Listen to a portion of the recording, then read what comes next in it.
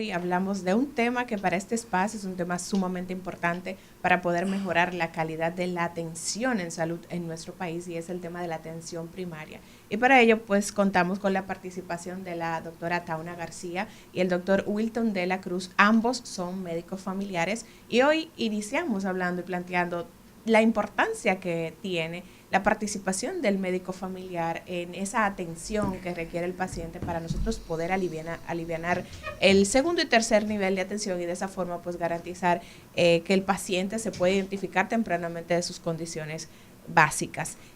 Doctora García, usted hablaba, por ejemplo, del trabajo comunitario que realizan los médicos de familia, de poder hacer esas visitas domiciliarias que me permitan no solo conocer la condición en la que se encuentran todos los miembros de la familia, sino identificar factores en el entorno que pudieran perjudicar la salud de los pacientes que allí viven, o de los individuos que allí viven antes de que lleguen a ser pacientes. En este sentido, ¿qué diferencia hace ese trabajo tan cercano y en la comunidad en cuanto a los resultados a largo plazo, tanto para la salud de esa familia como para la carga que tiene nuestro sistema de salud en los demás niveles de atención? Bien, en las unidades de atención primaria tenemos, aparte de médicos de familia, hay pediatras, hay ginecólogos y hay promotores de salud. El trabajo de la promoción y prevención de salud lo hacemos los médicos de familia, con levantamientos situacionales de nuestras comunidades, que vamos a saber cuántos niños menores de 5 años tenemos en esa comunidad,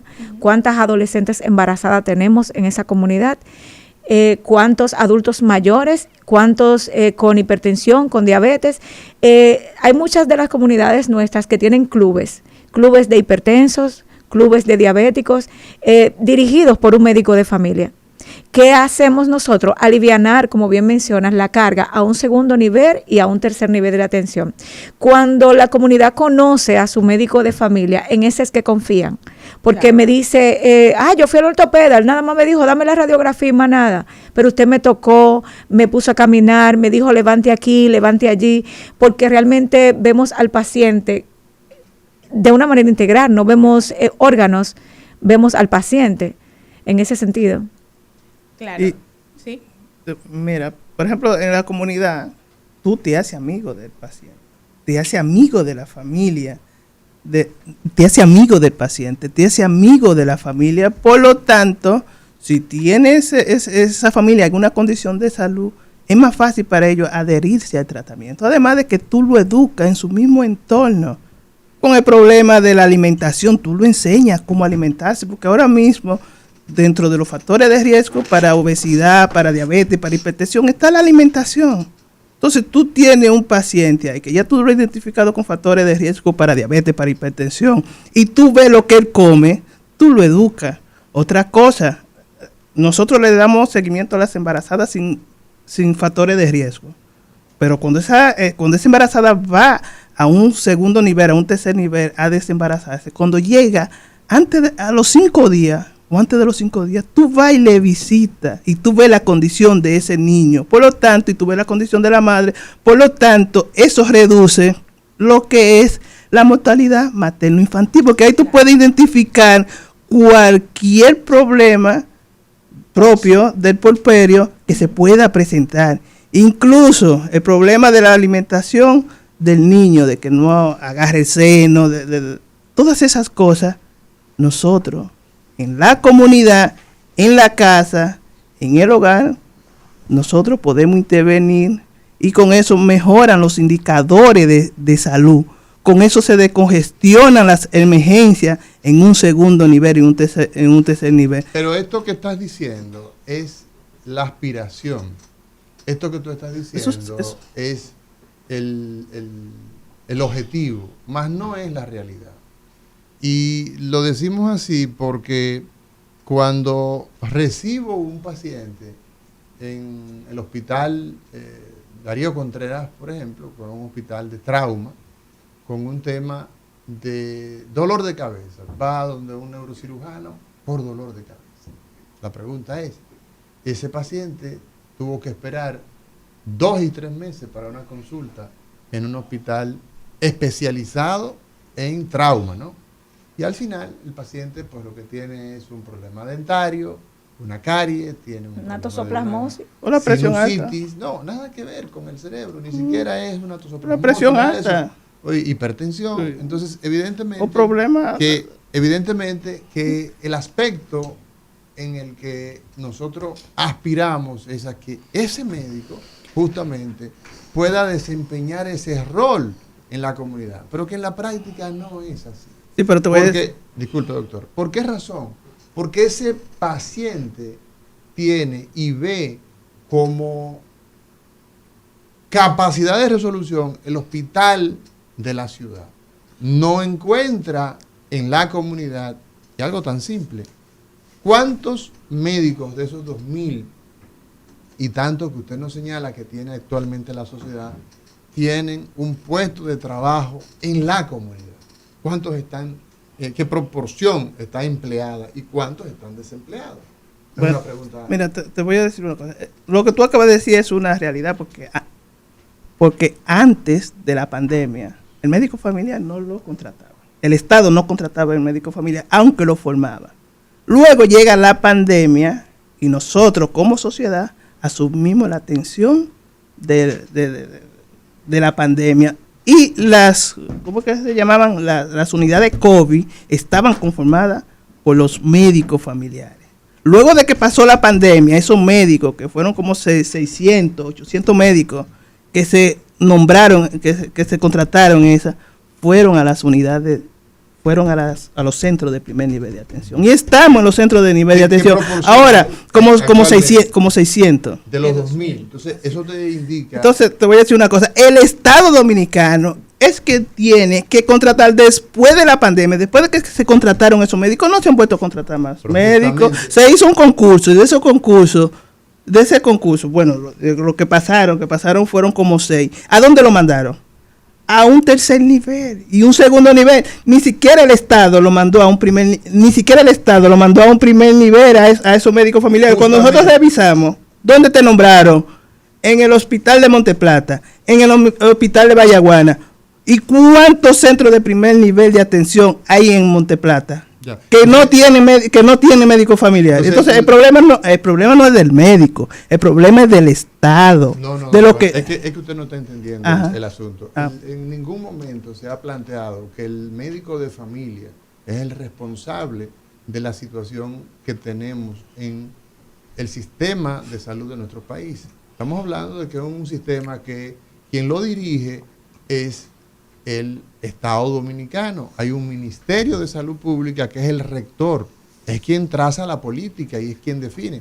Nosotros los que ofrecemos servicios de salud, lo que hacemos es que nos limitamos a poder, si somos contratados, a vender nuestro servicio. El aspecto es que es una aspiración de la que nosotros estamos hablando, mas no es de una realidad plena. ¿Por qué?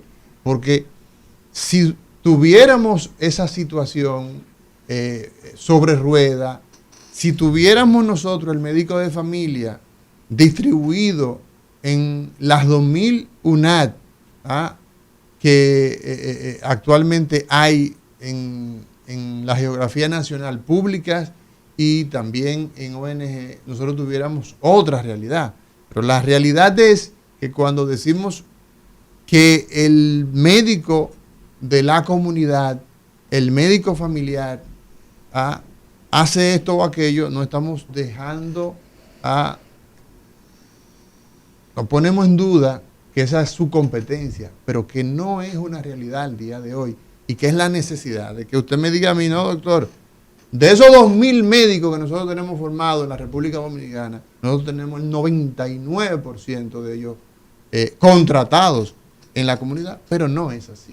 Sí, de hecho, la doctora Tauna García en su intervención inicial decía, cuando introducía el tema de la atención primaria, que pese a que está escrito hace 2 décadas, claro, a falta voluntad política, decía usted. ¿Cuáles son las trabas desde su punto de vista como especialista en la medicina familiar que han impedido que marche adecuadamente la atención primaria en República Dominicana? Lo primero es que hay que poner en en contexto y decirle a la comunidad qué hay en un centro de atención primaria. Porque en un centro de atención primaria debe de haber un laboratorio donde se haga un hemograma, un coprológico, un examen de orina. Debe de haber un odontólogo, un ginecólogo, un pediatra, un internista y un médico de familia. Todo eso debemos encontrar en atención primaria, en el primer nivel, en el primer nivel de atención debe de estar ese personal con toda la instrumentación que se necesita para hacer el trabajo, porque no es solo un estetoscopio y un esfimo para yo tomar presión y escuchar el corazón. Tenemos que tener un glucotest, tenemos que tener mucho, entonces un peso, debemos tener centímetros. ¿Qué pasa? En esas unidades están incompletas. No tienen lo que se necesita. Muchas veces el médico que sale con mucha ilusión, el médico de familia, que ve cómo funciona en Colombia, cómo funciona en Estados Unidos, cómo funciona en España, y nosotros vemos que estamos a años luz. Bueno, gracias a Dios empezó una estrategia que se llama HERTS y inició por La Vega y por allá, por el norte, y que le va muy bien con la prevención, identificando a esos pacientes con esos problemas de enfermedades crónicas. Pero nosotros, por ejemplo, aquí en la capital,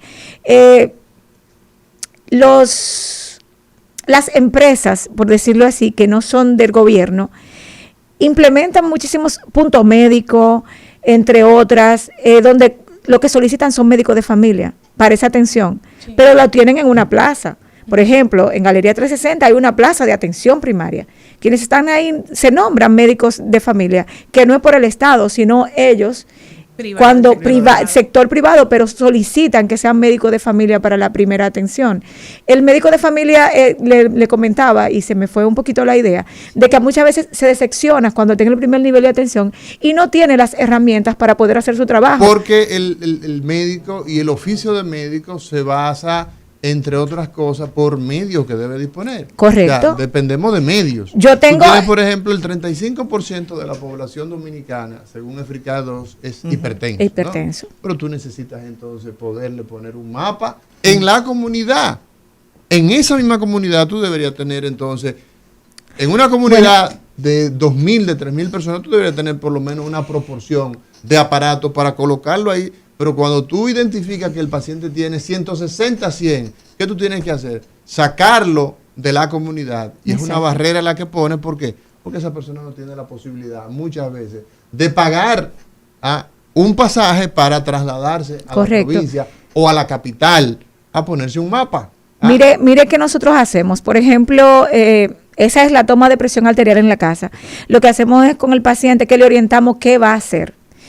Si tiene, muchas veces puede tener un familiar fuera y le manda un estetoscopio o un esfimo de esos que son electrónicos. Claro. Y nosotros lo que le decimos es que se la va a tomar 3 veces para que saque una media de esa presión y que se lo tome más o menos al mismo día. Improvisamos un mapa personalizado para el paciente, que es lo que debe de tener, porque realmente el mapa no es un estudio que se realice en primer nivel de atención. Hay que reconocer eso. Está muy buena la propuesta, pero eso no se hace. Pero sí lo que hacemos es, usted se va a tomar la presión y me la va a anotar. Claro. Antes de eso usted no va a tomar café, usted no va a tomar chocolate, no se va a tomar un té de jengibre, y orientamos con cosas que el paciente podría hacer. No va a tener los pies colgando, debe de tener los pies pisados, de cómo hacer su toma de presión arterial. Pero realmente se habla siempre, todos los gobiernos hablan de atención primaria y de que va a iniciar y cómo es. Y tenemos 24 años en eso.